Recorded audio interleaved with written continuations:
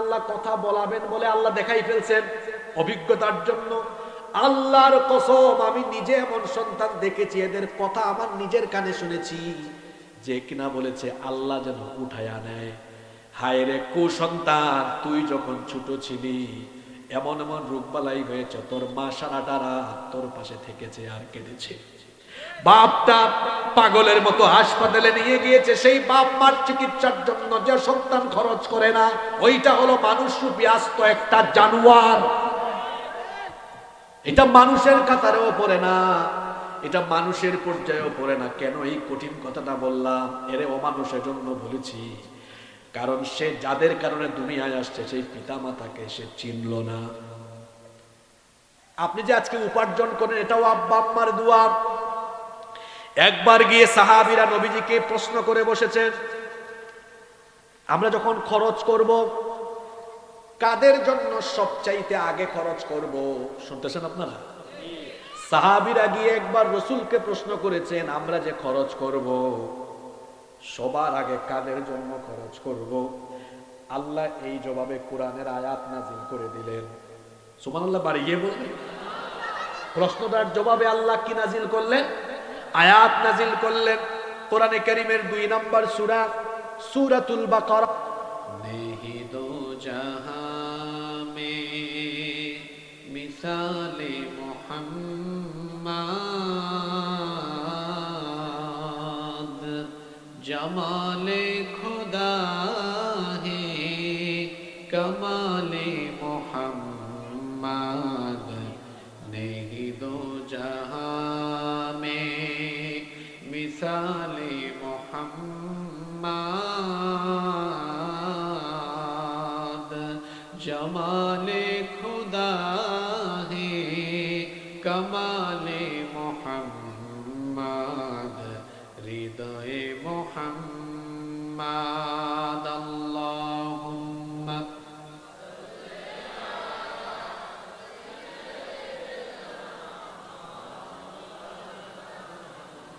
ওয়া আলা আলি সাইয়্যিদিনা।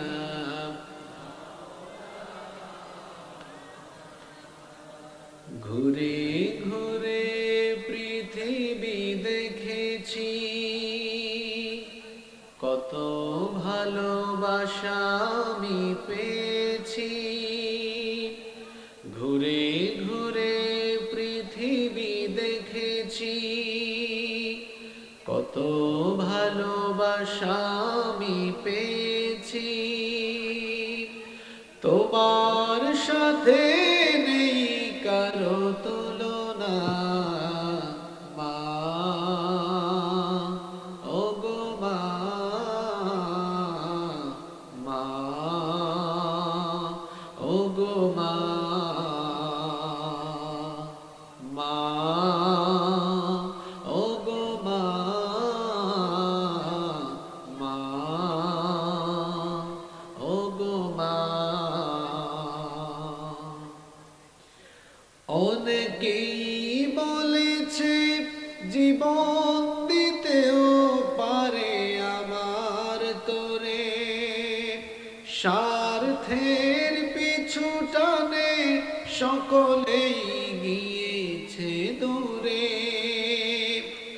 অনেকেই বলেছে জীবন দিতেও পারে আমার তোরে, স্বার্থের পিছু টানে সকলেই গিয়েছে দূরে।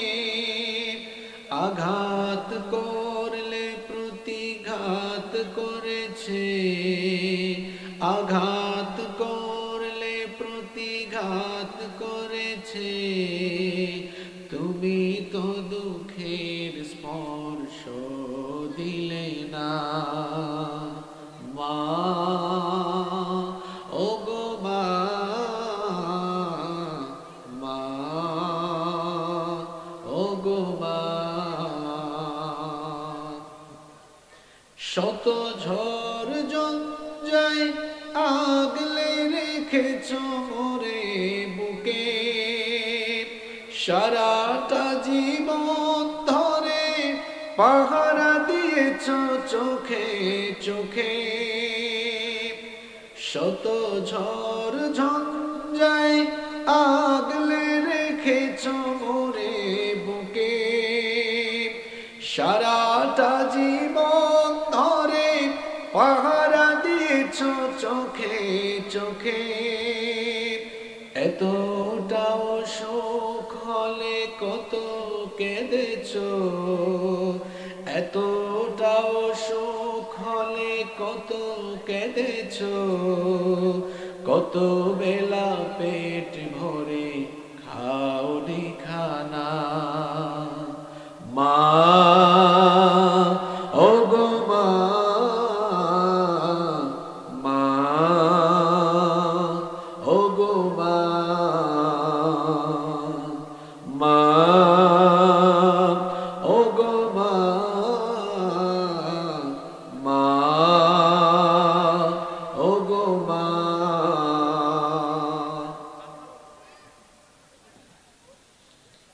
এই জীবন বিলিয়েও হবে না দুধের দাম শোধ, তোমাকে আঘাত করে যারা পশু যারা নির্বোধ। এই জীবন বিলিয়েও হবে না দুধের দাম শোধ, তোমাকে আঘাত করে যারা পশু যারা নির্বোধ।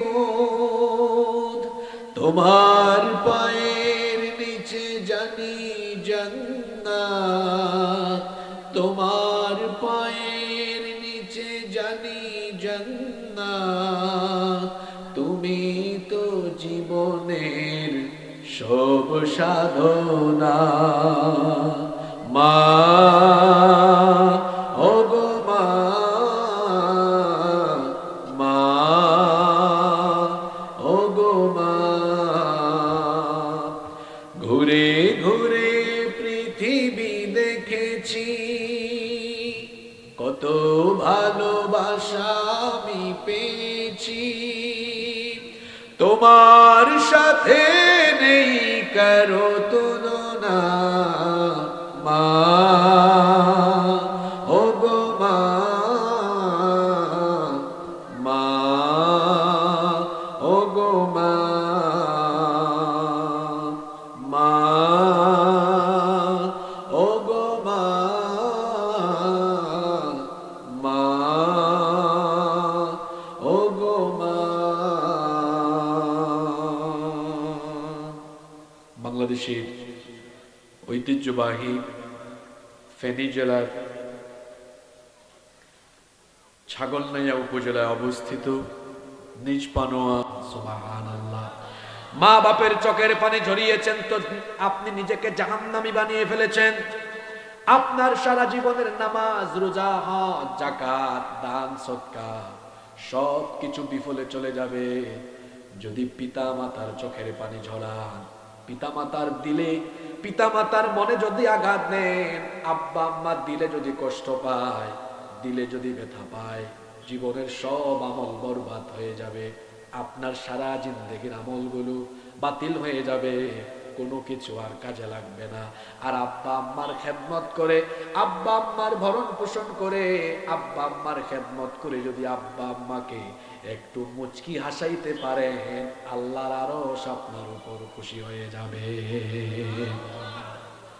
তিরমিজি শরীফে হাদিস এসেছে, আব্দুল্লাহ ইবনে মাসউদ রাদিয়াল্লাহু আনহু হাদিসের বর্ণনাকারী সাহাবী, তিনি বলছেন সাআলতু রাসূলুল্লাহি সাল্লাল্লাহু আলাইহি ওয়াসাল্লাম, আমি আল্লাহর রাসূলকে জিজ্ঞেস করলাম, আইয়ুল আ'মালি আফদালু ইলাল্লাহ, আল্লাহর কাছে কোন আমল সবচাইতে উত্তম?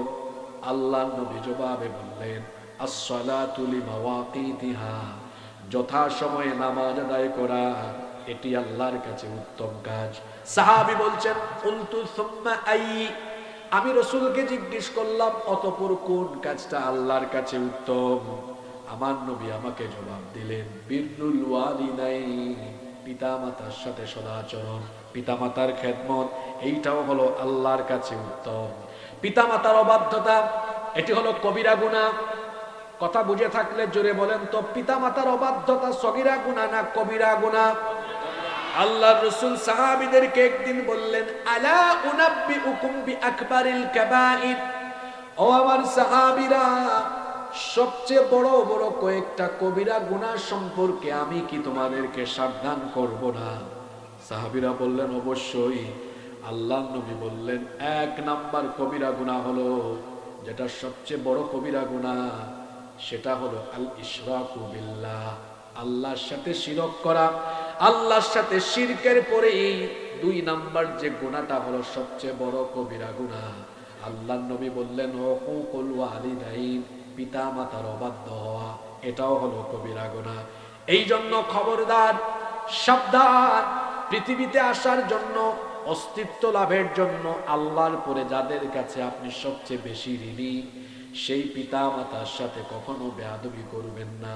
কারণ আমার আল্লাহর আদেশ হলো, ওয়াকাদা রাব্বুকা আল্লা তা'বুদু ইল্লা ইয়্যাহু ওয়া বিল ওয়ালিদাইনি ইহসানা।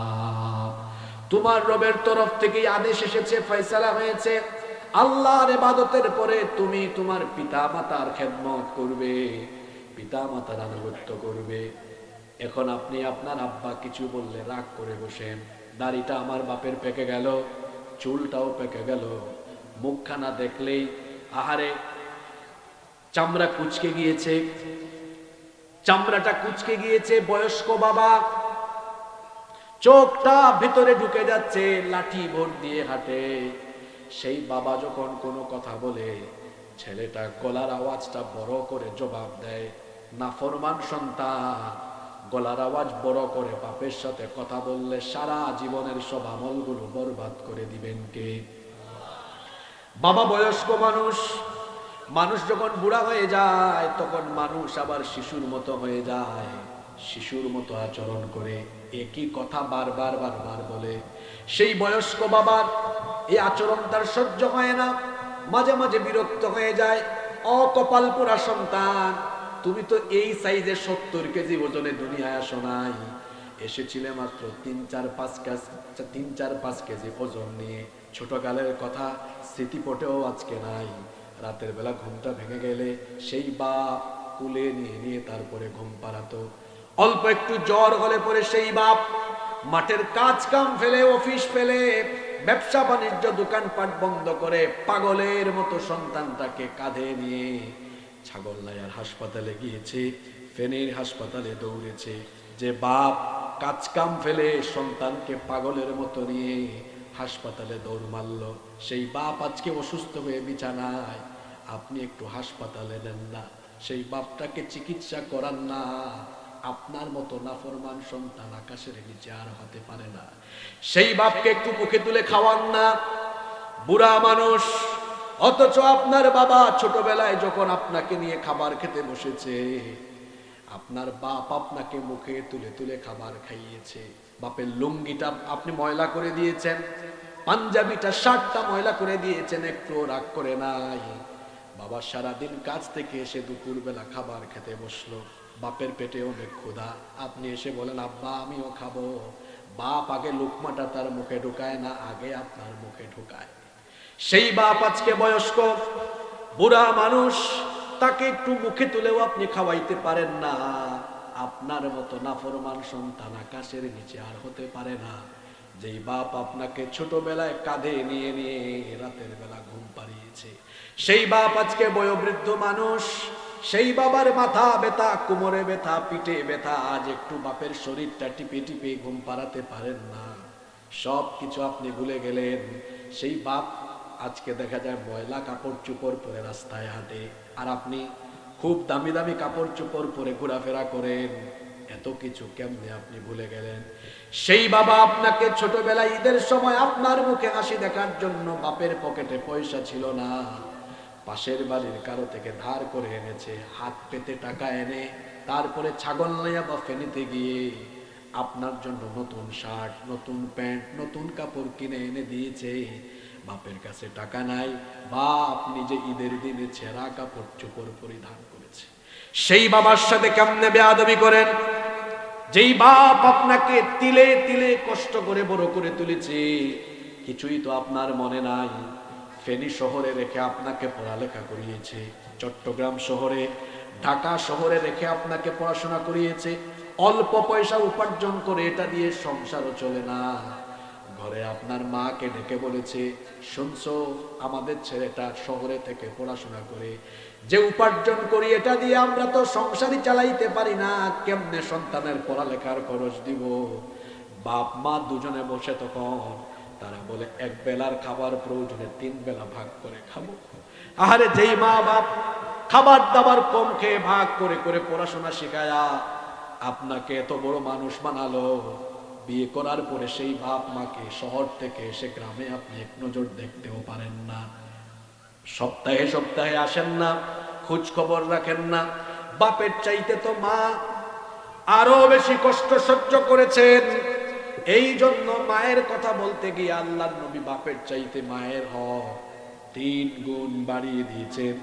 সবচেয়ে বেশি সংখ্যক হাদিস যে সাহাবী বর্ণনা করেছেন, সাইয়্যিদুল মুহাদ্দিসিন আবু হুরায়রা রাদিয়াল্লাহু আনহু, তিনি বলছেন, জাআ রাজুলুন ইলা রাসূলিল্লাহি সাল্লাল্লাহু আলাইহি ওয়াসাল্লাম ফাকাল, এক লোক আল্লাহর রাসূলের কাছে এসে জিজ্ঞেস করলো, ইয়া রাসূলুল্লাহি, আমরা বলি সাল্লাল্লাহু আলাইহি ওয়াসাল্লাম, মান আহাক্কুন নাসি বিহুসনি সাহাবাতি, আমার কাছ থেকে কোন মানুষেরা সবচেয়ে সুন্দর আচরণ পাওয়ার দাবি রাখে? আল্লাহর নবী বললেন, উম্মুক, মানুষের মধ্য থেকে তোমার কাছ থেকে সবচেয়ে উত্তম সুন্দর আচরণ পাবে সবার আগে তোমার মা। সাহাবী বললেন, সুম্মা মান, এরপরে কে? আল্লাহর নবী দ্বিতীয়বার প্রশ্নের উত্তরে বললেন, উম্মুক, তোমার মা। সাহাবী তৃতীয়বার আবার প্রশ্নটা করে বসলেন, সুম্মা মান, অতঃপর কে? আল্লাহর নবী তৃতীয়বারও বললেন, উম্মুক, তোমার মা। সাহাবী চতুর্থবার বললেন, সুম্মা মান, এরপরে কে? আল্লাহর নবী চতুর্থবার বললেন, আবুকা, তোমার বাবা। এরপরে দেখেন আল্লাহর নবী বললেন, এরপরে তোমার আত্মীয় স্বজন নিকটবর্তীরা। বাপ আর মায়ের কথা বলতে গিয়ে আল্লাহর নবী মায়ের কথা প্রথমে বলেছেন কয়বার? আসতে বলবেন না, সবাই বলেন কয়বার? বাপের কথা বলেছেন কয়বার? প্রশ্ন হতে পারে কি কারণে আল্লাহর নবী বাপের কথা একবার আর মায়ের কথা 3 বার বললেন? কারণ পৃথিবীর মায়েরা এমন 3টা কষ্ট সহ্য করেন যা পৃথিবীর কোনো বাবারা করে না। আর এই 3টা যন্ত্রণা এমন যন্ত্রণা, পৃথিবীতে এর চাইতে ভয়ঙ্কর যন্ত্রণা আর হতে পারে না।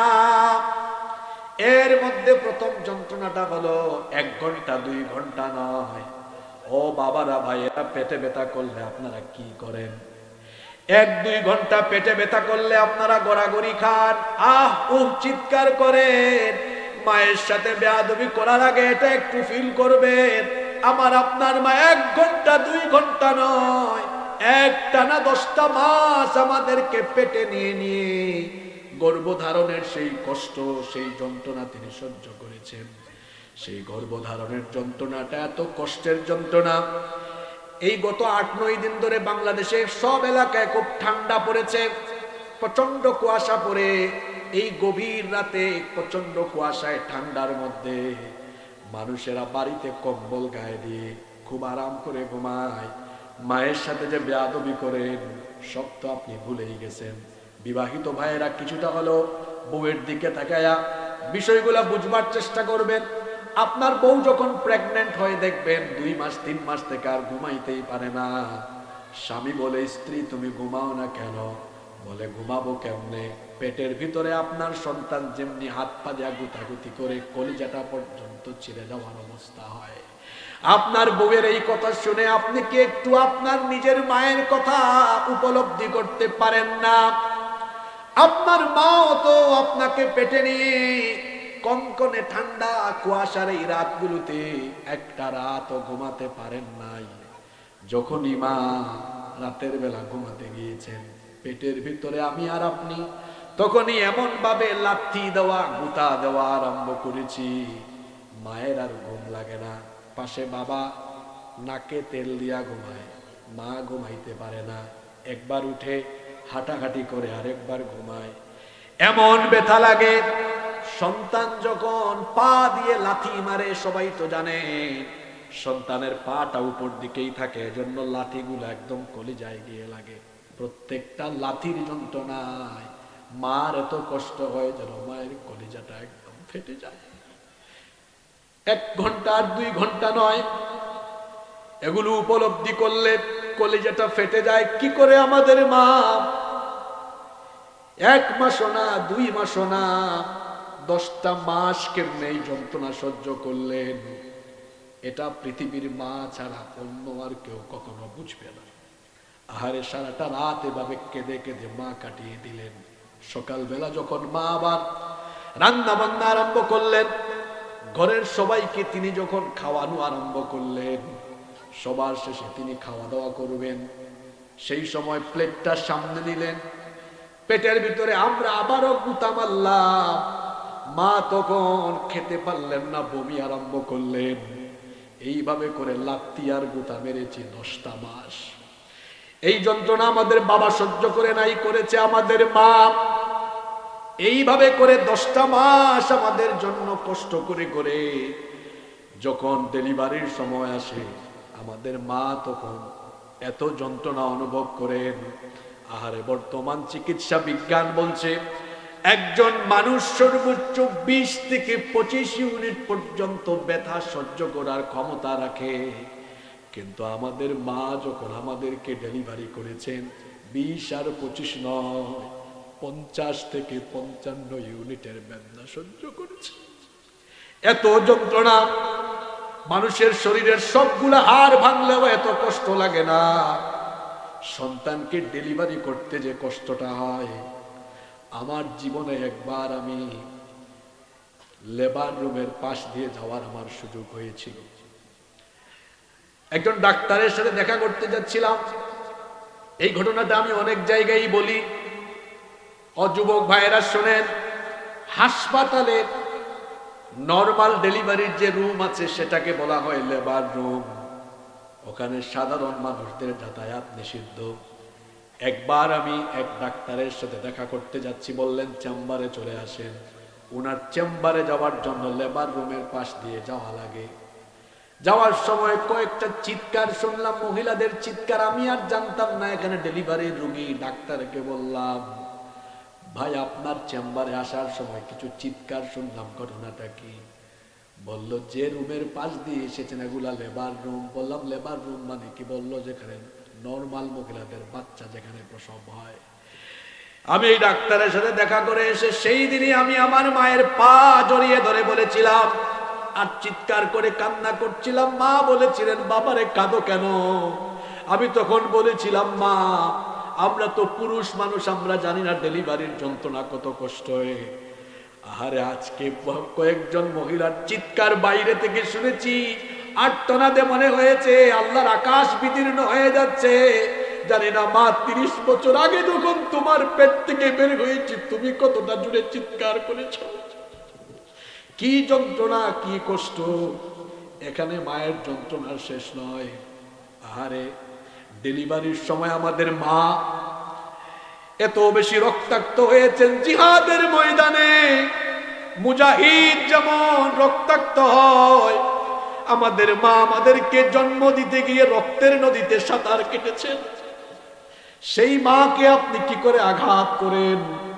আবার দুনিয়াতে আসার পরে 2টা বছর 2.5টা বছর বুকের দুধ আমাদেরকে পান করিয়েছেন। এখন তো আপনি কথা বলতে পারেন, তখন আমার আপনার মুখের কোনো ভাষাও ছিল না, কথাও আমরা বলতে পারতাম না, ভে ভে করে শুধু কান্না করতাম। আহারে রাত 2টা 3টা বাজে কান্না করলে মা উঠে যায়। মা খাবার খাইতে বসলে কান্না করলে তারপরে সন্তানকে এসে বুকের দুধ পান করায়। মা যে কত বড় নিয়ামত। এই ঠান্ডার রাতে আপনি ঢাকায় যান, ছাগলনাইয়া থেকে ঢাকায় গেলে, ঢাকা থেকে গভীর রাতে বাড়ি ফিরলে কেউ আপনার জন্য টেনশন করবে না। যাদের মা আছে এটা তারা জানে। মা একটু পর পর ফোন দিয়ে বলবে, বাবা রে এত কুয়াশা, 2 হাত দূরে মানুষ দেখা যায় না, বাস দিয়ে গাড়ি দিয়ে আসতেছো, সাবধানে চালাইও, সবাই ঘুমায় গেছে, আমার তো তোমার টেনশনে ঘুম লাগে না। রাত 3টা বাজে এসে দেখবেন বাড়িতে কেউ সজাগ নাই, কিন্তু মা ঠান্ডার মধ্যে দাঁড়ায় দাঁড়ায় আপনার অপেক্ষা করে। এইটা হলো আপনার মা। এইভাবে করে 3টা যন্ত্রণা আমাদের মা সহ্য করেছেন, যেটা পৃথিবীর কোনো বাপ এই কষ্ট সহ্য করে নাই। একটা হলো 10 মাসের গর্ভধারণের যন্ত্রণা, আরেকটা হলো ডেলিভারির যন্ত্রণা, আর আরেকটা হলো 2 বছর বুকের দুধ পান করানো। বলেন তো দেখি এই 3টা কাজ বাবার না মায়ের? সবাই বলেন বাপের না মায়ের? আপনারা পুরুষ মানুষ, আপনাদেরকে ওয়াজ করে এগুলা বোঝানো যাবে না। গর্ভধারণের কষ্ট আপনারা বুঝবেন না, আমিও বুঝবো না, এটা কেবল অনুভবের বিষয়। 2 নম্বর হলো ডেলিভারির যন্ত্রণা, 3 নম্বর হলো 2 বছর বুকের দুধ পান করানোর কষ্ট। এই 3টা কষ্ট বাবা করেন নাই, মা করেছেন। এই জন্য বাপের চাইতে মায়ের হক আল্লাহ 3 গুণ বাড়িয়ে দিয়েছে। সুবহানাল্লাহ পড়তেও মন চায় না।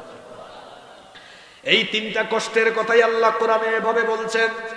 কোরআনে কারীমের 46 নম্বর সূরা সূরাতুল আহকাফের 15 নম্বর আয়াতে আল্লাহ বলছেন, ওয়া ওয়াসাইনাল ইনসানা বিওয়ালিদাইহি ইহসানা হামালাতুহু উম্মুহু কুরহা ওয়া ওয়াদাআতুহু কুরহা ওয়া হামলুহু ওয়া ফিসালুহু 30 শাহরা। আল্লাহ তাআলা বলছেন, আমি পৃথিবীর মানুষকে ওসিয়ত করছি তারা যেন তাদের বাপ মায়ের খেদমত করে, বিশেষ করে তার মায়ের দিকে সে যেন বিশেষ খেয়াল রাখে। কারণ তার মা তাকে গর্ভধারণ করেছে, প্রসব করেছে।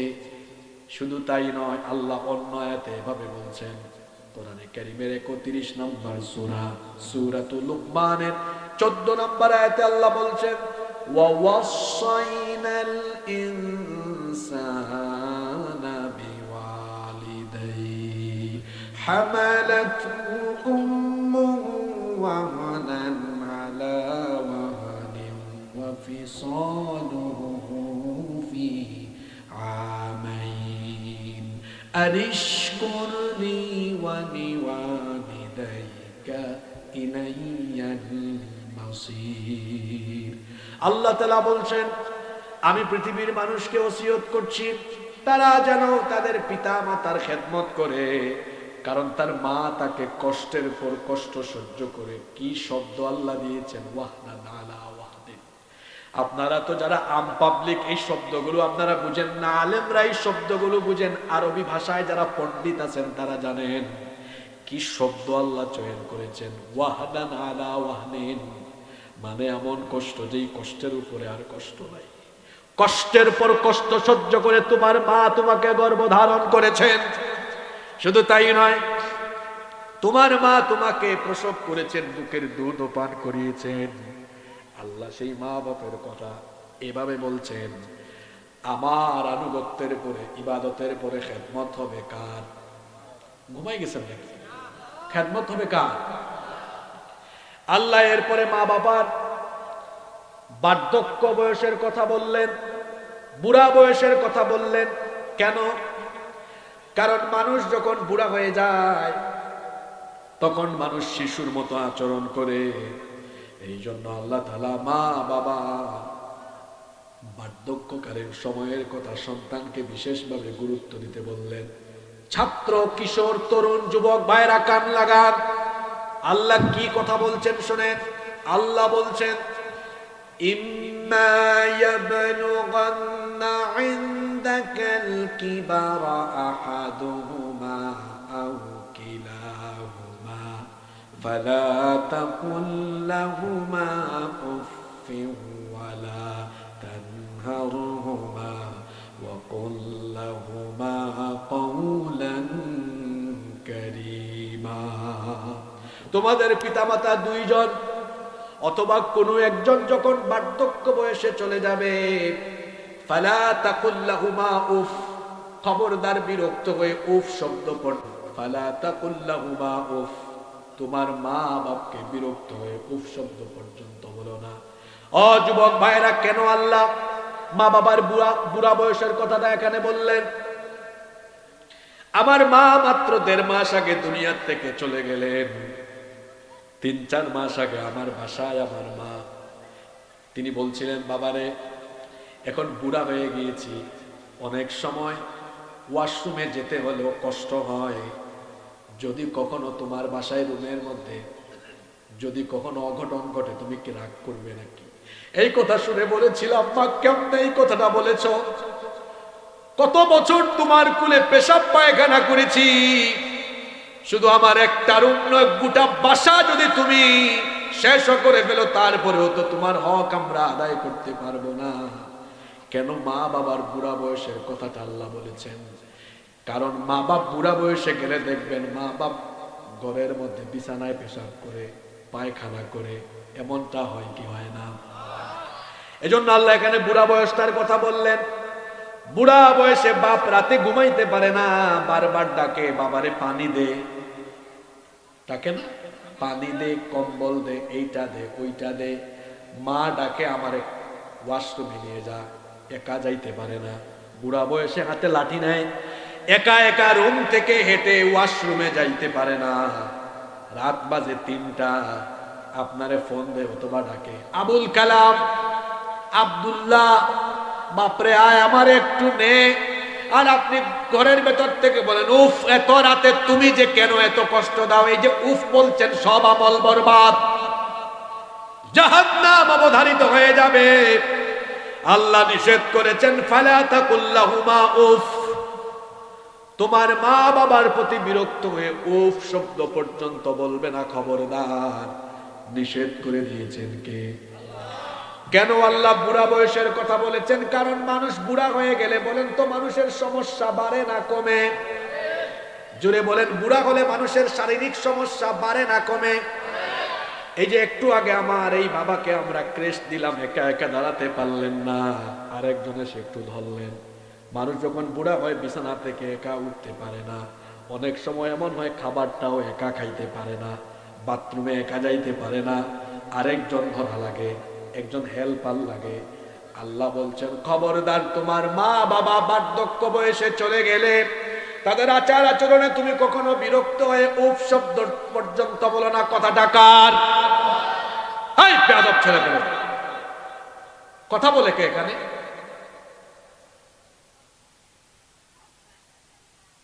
কথা হচ্ছে কোরআন থেকে, বড় আবেগ প্রবণ আয়াত। আর করছেটা কি? বেয়াদবির তো একটা লিমিট থাকা দরকার।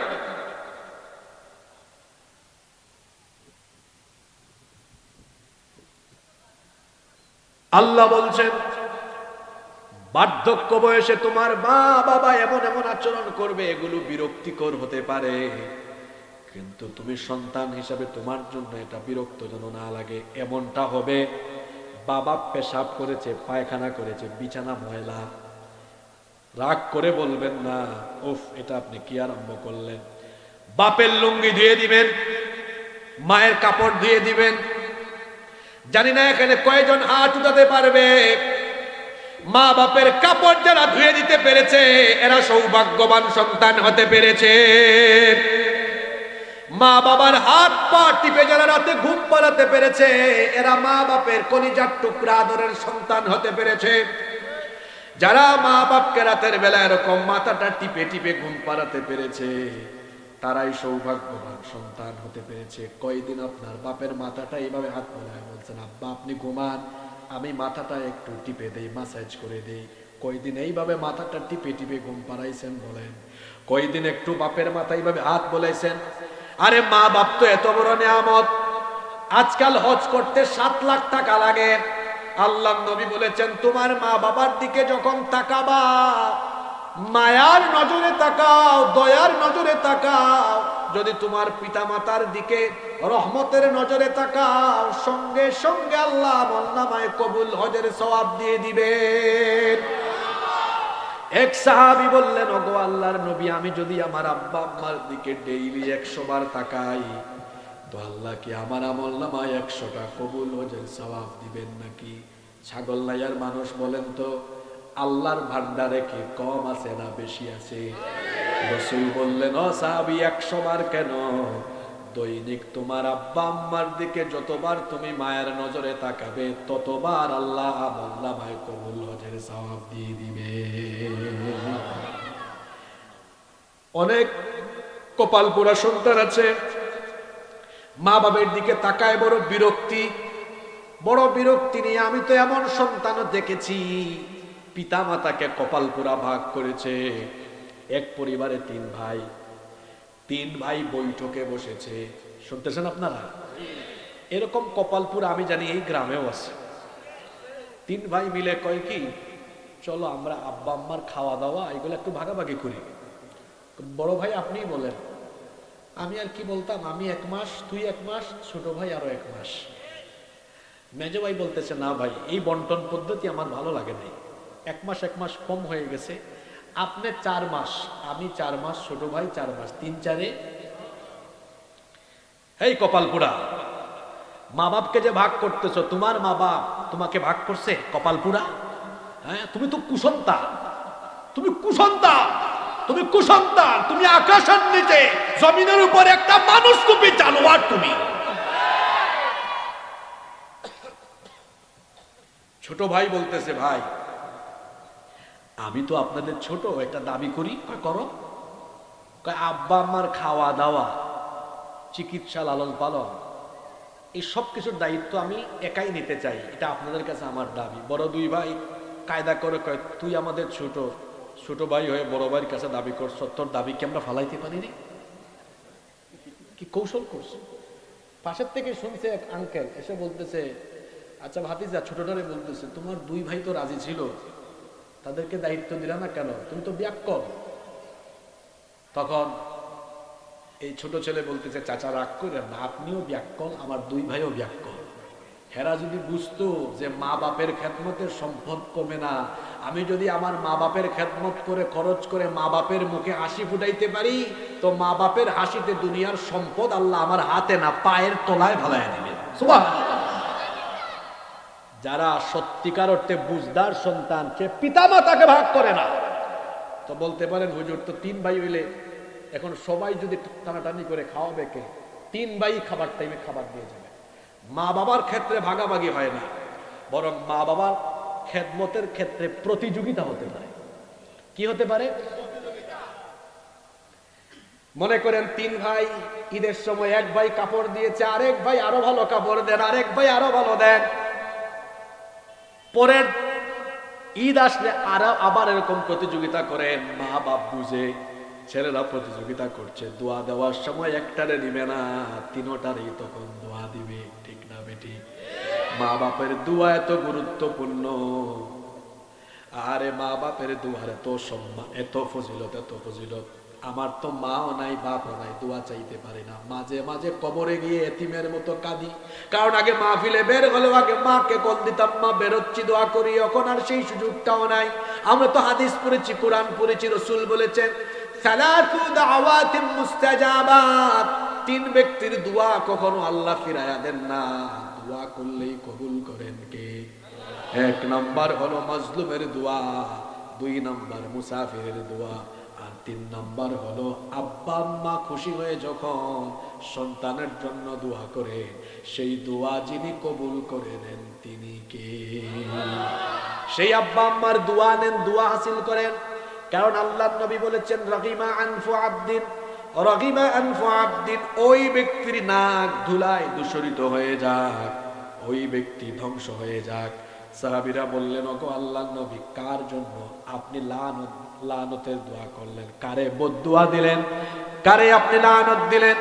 আল্লাহর রাসূল বললেন, মান আতরাকা আবাওয়াইহি ইনদাল কিবারি আহাদুহুমা আও কিলাইহিমা ফালাম ইয়াদখুলিল জান্নাহ। হাদিসটা মুসনাদে আহমদ শরীফে এসেছে। আল্লাহর নবী বললেন, যে সন্তান তার আব্বা আম্মা 2 জনকেই জীবিত পেল, অথবা আব্বা আম্মার কোনো একজনকে জীবিত পেয়ে তাদের খেদমত করে তাদের মুখে হাসি ফুটায়া জান্নাতে যেতে পারলো না, আমি রসুল ওই সন্তানকে লানত দিলাম। রসুল যদি কোনো সন্তানকে লানত দেন, এই কপাল পুরা জান্নাতে যাওয়ার কোনো সুযোগ আছে নাকি? আল্লাহ কথা বলাবেন বলে আল্লাহ দেখাই ফেলছেন অভিজ্ঞতার জন্য। আল্লাহর কসম, আমি নিজে এমন সন্তান দেখেছি, এদের কথা আমার নিজের কানে শুনেছি, যে কিনা বলেছে আল্লাহ যেন উঠাইয়া নেয়। হায় রে কুসন্তান, তুই যখন ছোট ছিলি এমন এমন রোগবালাই হয়েছে, তোর মা সারাটা রাত তোর পাশে থেকেছে আর কেঁদেছে। বাপটা পাগলের মতো হাসপাতালে নিয়ে গিয়েছে, সেই বাপ মার চিকিৎসার জন্য যে সন্তান খরচ করে না, ওইটা হলো মানুষরূপী আস্ত একটা জানোয়ার। এটা মানুষের কাতারেও পড়ে না, এটা মানুষের পর্যায়েও পড়ে না। কেন এই কঠিন কথাটা বললাম? এরে অমানুষের জন্য বলেছি, কারণ সে যাদের কারণে দুনিয়ায় আসছে সেই পিতা মাতাকে সে চিনল না। আপনি যে আজকে উপার্জন করেন, এটাও আব্বা আম্মার দোয়া। একবার গিয়ে সাহাবীরা নবীজিকে প্রশ্ন করে বসেছেন, আমরা যখন খরচ করব কাদের জন্য সবচাইতে আগে খরচ করব? শুনতেছেন আপনারা? সাহাবীরা গিয়ে একবার রাসূলকে প্রশ্ন করেছেন, আমরা যে খরচ করব সবার আগে কাদের জন্য খরচ করব? আল্লাহ এই জবাবে কোরআনের আয়াত নাযিল করে দিলেন। সুবহানাল্লাহ, বাড়িয়ে বলবেন। প্রশ্নটার জবাবে আল্লাহ কি নাযিল করলেন? আয়াত নাযিল করলেন। কোরআনে কারীমের 2 নম্বর সূরা, সূরাতুল বাকারা এর 215 নম্বর আয়াত। ইয়াসআলুনাকা মাযা ইউনফিকুন কুল মা আনফাকতুম মিন খায়রিন ফালিল ওয়ালিদাইনি ওয়াল আকরাবিন। ও নবী, তারা আপনাকে জিজ্ঞেস করে তারা কি খরচ করবে, কাদের জন্য খরচ করবে, আপনি বলে দিন তোমরা যা খরচ করো তার মধ্যে সবচেয়ে উত্তম খরচ হলো আব্বা আম্মার জন্য খরচ করা।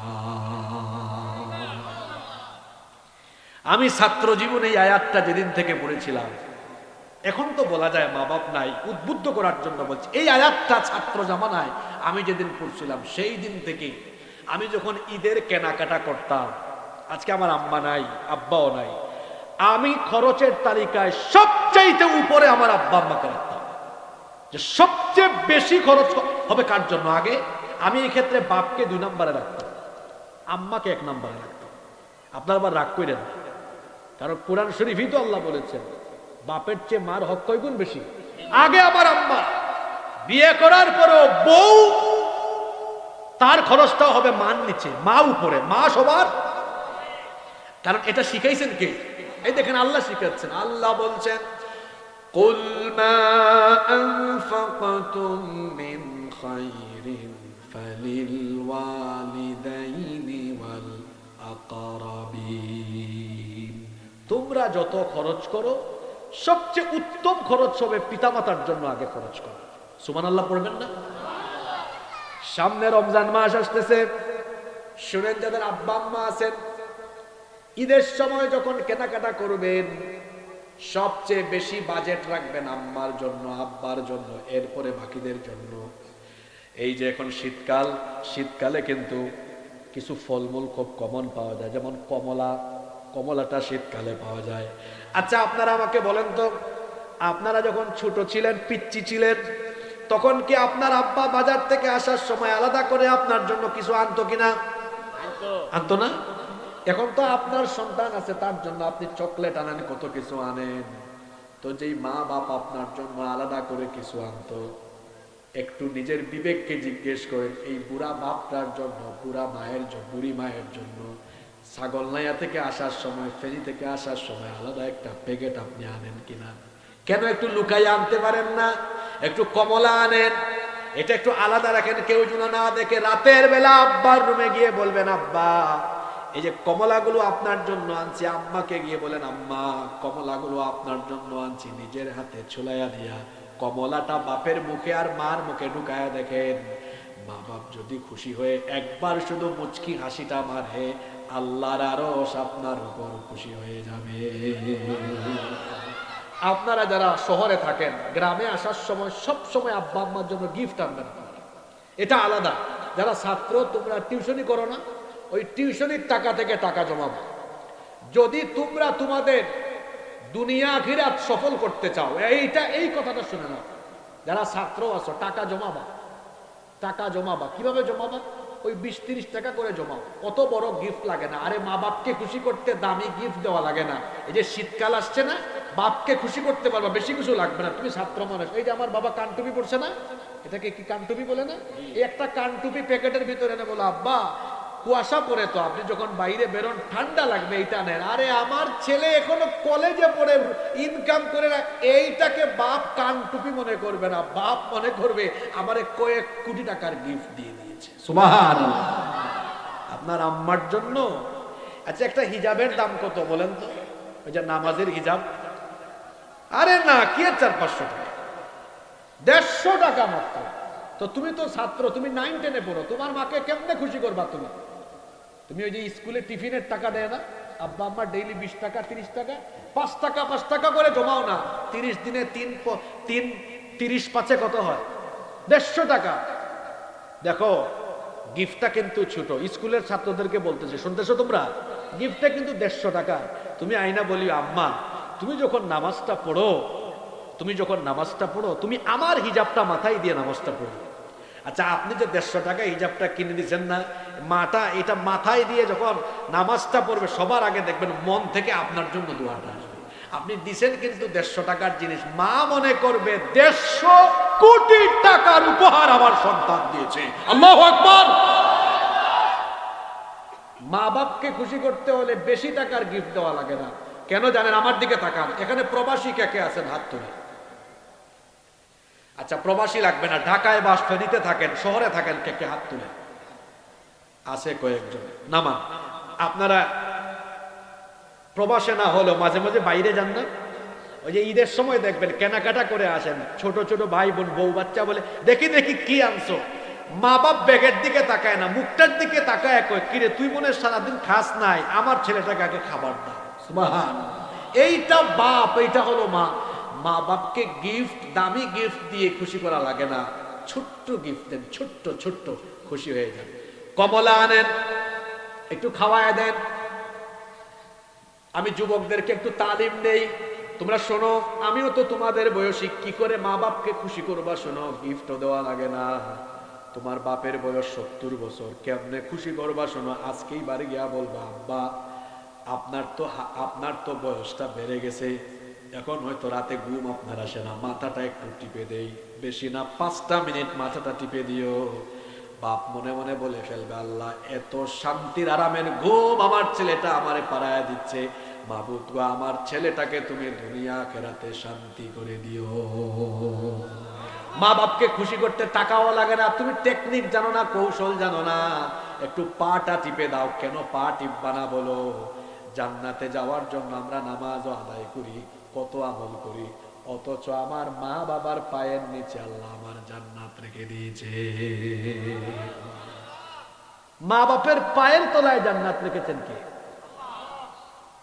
মা বাপের পায়ের কাছে থাকো। যাদের আব্বা আম্মা আছে তোমাদেরকে বলছি, তোমাদের 2জন পীর বেঁচে আছে। সবচেয়ে বড় পীর হলেন আব্বা আম্মা। সবচেয়ে বড় পীর কে? আমি আমার মায়ের কাছে যখন যেতাম, বলতাম মাথায় ফু দেন, বুকে ফু দেন, পিঠে ফু দেন। আম্মা বলতেন কেন ফু দিব? বলতাম তোমার প্রতিটি ফু হলো আমার জন্য বরকত। কোথাও বের হবেন বলবেন ফু দেন, শরীরে ফু দেন, মাথায় ফু দেন। মা বাপকে খুশি করার জন্য দামি গিফট করা লাগে না। একটু মা বাপের সাথে সুন্দর করে কথা বললেও দেখবেন মা বাপকে খুশি করা যায়। আরো একটা কৌশল শিখাই দেই, যেটাতে মা বাপ খুশি হয়।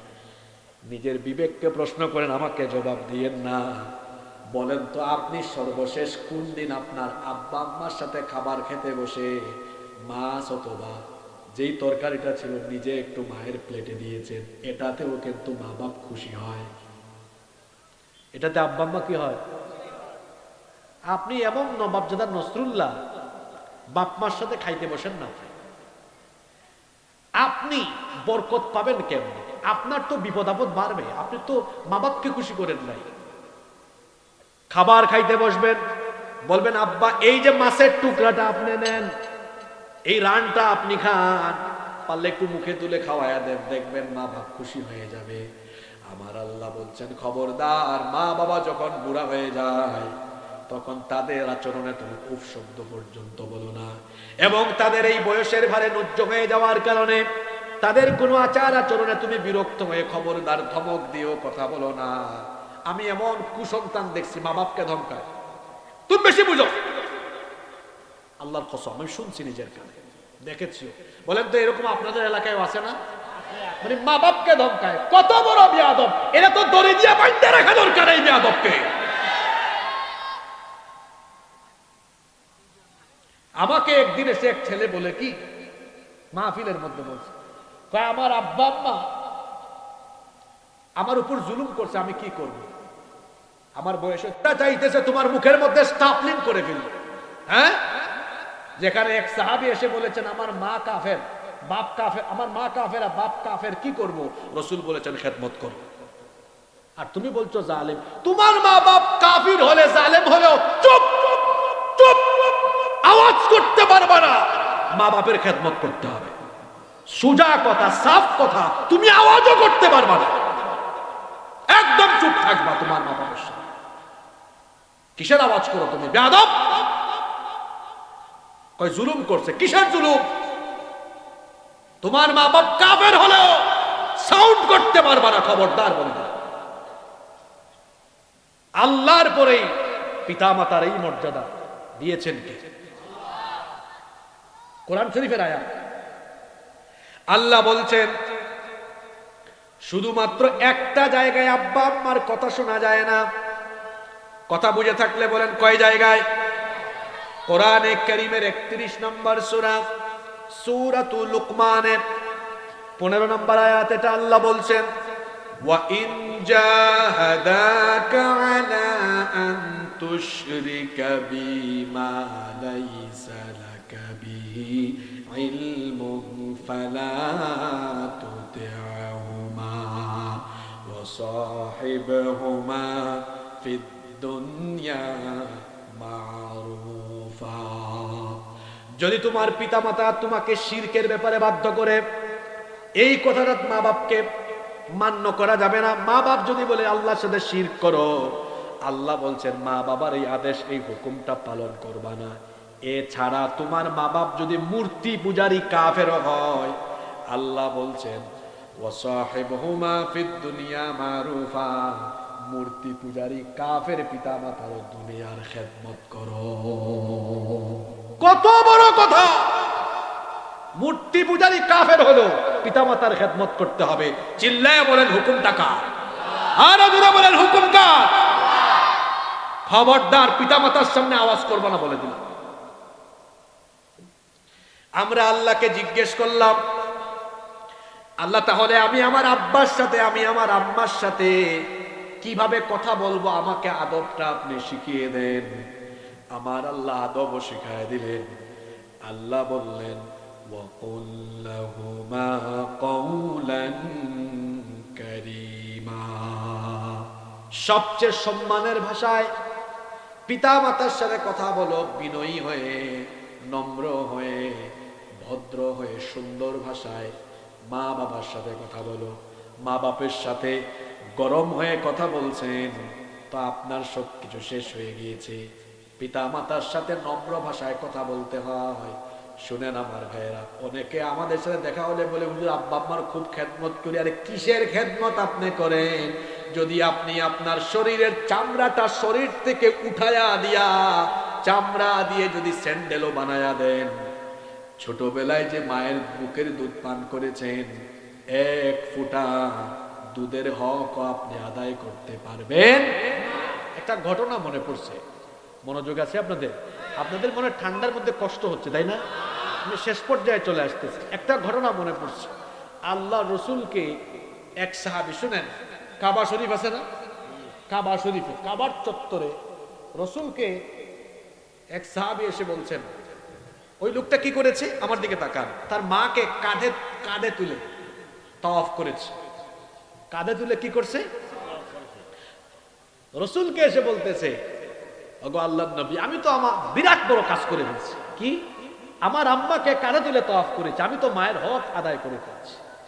আল্লাহ রসুল বললেন, বেকুব সন্তান, তুমি যে তোমার মাকে কাঁধে তুলে তওয়াফ করেছো, তোমার মা যে তোমাকে পেটে নিয়ে মাঝে মাঝে যন্ত্রণা হতাম, উফ করে একটা আওয়াজ, একটা আহ করে আওয়াজ করতো যন্ত্রণায়, ওই উফ আহ শব্দেরও হক তুমি এখনো আদায় করতে পারো না। আল্লাহু আকবার, আল্লাহু আকবার। আর আপনি বলেন বহুত কিছু করছেন। কি করছেন আপনি বলেন? আপনার আব্বা আম্মার মৃত্যু পর্যন্ত যদি খেদমত করেন, আপনার আম্মা ওই যে পেটে নিয়ে আওয়াজ করছে না, একটা আওয়াজের দুধের হক তো দূরের কথা, একটা আওয়াজের হকও আপনি শেষ করতে পারবেন। সেই পিতা মাতার ব্যাপারে আমার আল্লাহর হুকুম হলো, পড়েন আমার সঙ্গে, وَقَضَى رَبُّكَ أَلَّا تَعْبُدُوا إِلَّا إِيَّاهُ وَبِالْوَالِدَيْنِ إِحْسَانًا। পিতামাতার ব্যাপারে সে আল্লাহর হুকুম হলো, আমার ইবাদতের পরে খেদমত করবা তোমার মা বাবার। এরপরে আল্লাহ বললেন, ইম্মা ইয়াবলুগান্না ইনদাকাল কিবারা আহাদুহুমা আও কিলাহুমা ফালা তাকুল লাহুমা উফফিন ওয়ালা তানহারহুমা ওয়া কুল লাহুমা কওলান কারীমা। পিতামাতা দুইজন বা কোনো একজন বার্ধক্যে চলে গেলে তাদের আচরণে বিরক্ত হয়ে উফ বলো না, ধমকও দিও না, সম্মানজনক ভাষায় কথা বলো, আচরণ করো। পিতা মাতার খেদমতের গুরুত্ব এত বেশি। ইবনে মাজাহ নাসাইর ভেতরে এই হাদিসটা বর্ণিত হয়েছে। একজন সাহাবী এসে রাসূলকে বললেন, ওগো আল্লাহর নবী, আমি আপনার সাথে যুদ্ধে যাব, কারণ তরবারির ছায়ার নিচে আল্লাহর জান্নাত রয়েছে। সুবহানাল্লাহ। আল্লাহ রাসূল বললেন, ও সাহাবী, হাল্লাকা মিন উম্মিন, তোমার কি মা জীবিত আছেন নাকি? সাহাবী বললেন, নাম।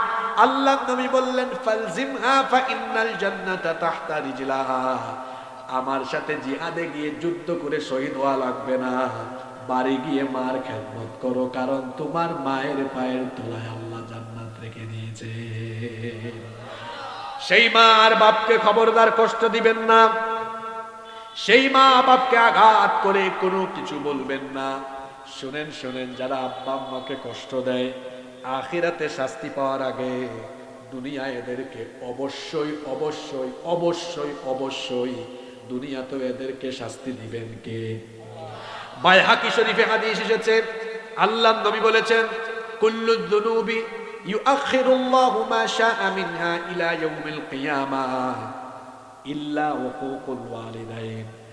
প্রত্যেক পাপের শাস্তি আল্লাহ তাআলা দিবেন কিয়ামতে, অবশ্যই প্রত্যেক পাপের শাস্তি আল্লাহ দিবেন, কিন্তু পিতা মাতার অবাধ্যতার শাস্তি আখিরাতে দেওয়ার আগে দুনিয়াতে থাকা অবস্থায় এই অবাধ্যতার শাস্তি দিবেন কে?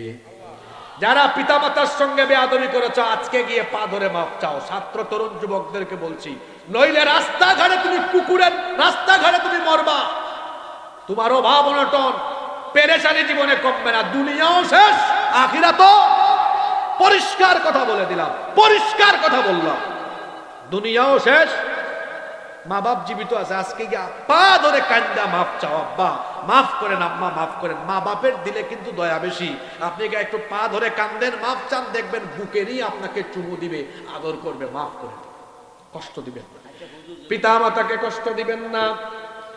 পিতা মাতাকে দুঃখ দিলে, কষ্ট দিলে এই শাস্তি আখিরাতে তো অবশ্যই আছে, তবে এই শাস্তিটা আরম্ভ হবে কোথায়? আপনারা মনে হয় টায়ার্ড হয়ে গেছে। এই শাস্তিটা আরম্ভ হবে কোথায়? এজন্য খবরদার, দুনিয়ার অপমান লাঞ্ছনার জীবন আর আখিরাতে আল্লাহর শাস্তি থেকে বাঁচার জন্য পিতা মাতার খেদমত করেন, পিতা মাতার দায়িত্ব পালন করেন, ভরণ পোষণ, পিতা মাতার দেখাশোনা, যাবতীয় সবকিছু সঠিকভাবে পালন করেন। আল্লাহ বলছেন, রহমতের ডানাটা বিছিয়ে দাও, তাদের জন্য রহমতের ডানাটা উন্মুক্ত করে যাও। এবং আব্বা আম্মার জন্য কেমন করে দোয়াটাও করতে হবে? আপনারা বলবেন, হুজুর আমাদের অনেকের তো আব্বা আম্মা এখন আর জীবিত নাই, আমিও তো আপনাদের কাতারে, আমারও আব্বা আম্মা এখন আর নাই। বলবেন হুজুর এখন আব্বা আম্মার জন্য কি করব? আল্লাহ বললেন যাও মা বাবার জন্য এখন একটু কবরের পাশে গিয়ে দোয়া করো, নামাজ শেষে দোয়া করো, যেখানেই থাকো দোয়া করো। আমরা বললাম মাবুদ কেমন করে দোয়াটা করব শিখায় দেন। আমার আল্লাহ এত সুন্দর করে দোয়াটা শিখালেন। আল্লাহ বললেন واخفض لهما جناح الذل من الرحمة وقل رب আব্বা আম্মার জন্য আমার সাথে সবাই পড়েন وقل رب ارحمهما كما ربياني صغيرا। এত সুন্দর দোয়া, এটা তো আরবি বলেছি, এটার বাংলাটা কি? রব্বির হামহুমা কামা রব্বায়ানি সগীরা।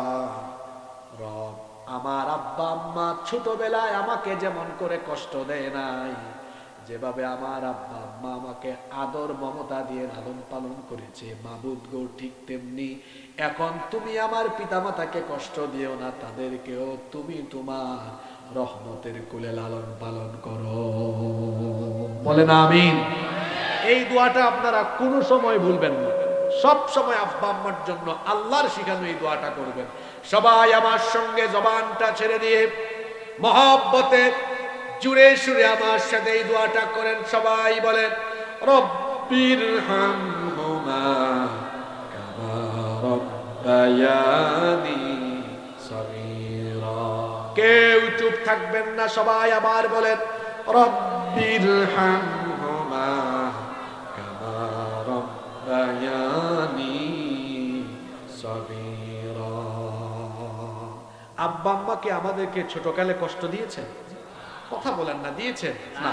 আহারে কত মায়া, কত মমতা, কত ভালোবাসা দিয়েছেন, কত মায়া মহব্বত। আহা, সেই আব্বা আম্মার জন্য দোয়া করছি মাবুদ তুমিও আমাদের আব্বা আম্মাকে কষ্ট দিও না, কারণ আমাদের আব্বা আম্মা আমাদেরকে কষ্ট দেন নাই। আল্লাহ তুমি আমাদের আব্বা আম্মাকে কষ্ট দিও না, তুমি আমাদের আব্বা আম্মাকে তোমার রহমতের কুলে লালন পালন করো। বলেন আমিন। কমিটি আমার উপর জুলুম করেছে, 3 বিষয়ে ওয়াজ আমি একদিনে করি না, বুঝছেন? এটা 3টা করতে হলে 6-7 দিন লাগবে, আজকে একটাই করলাম। পিতা মাতার খেদমত, এটাই সবচেয়ে বড়, এটাই সবচেয়ে বড়। আল্লাহর ইবাদতের পরেই খেদমত হবে কাজ।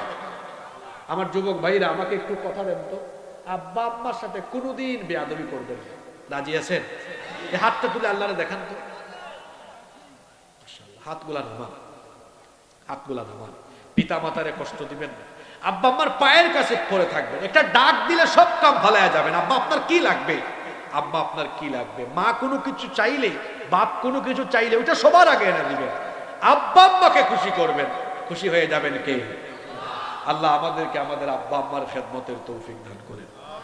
মাহফিল ইন্তেজামিয়া কমিটির কোনো কথা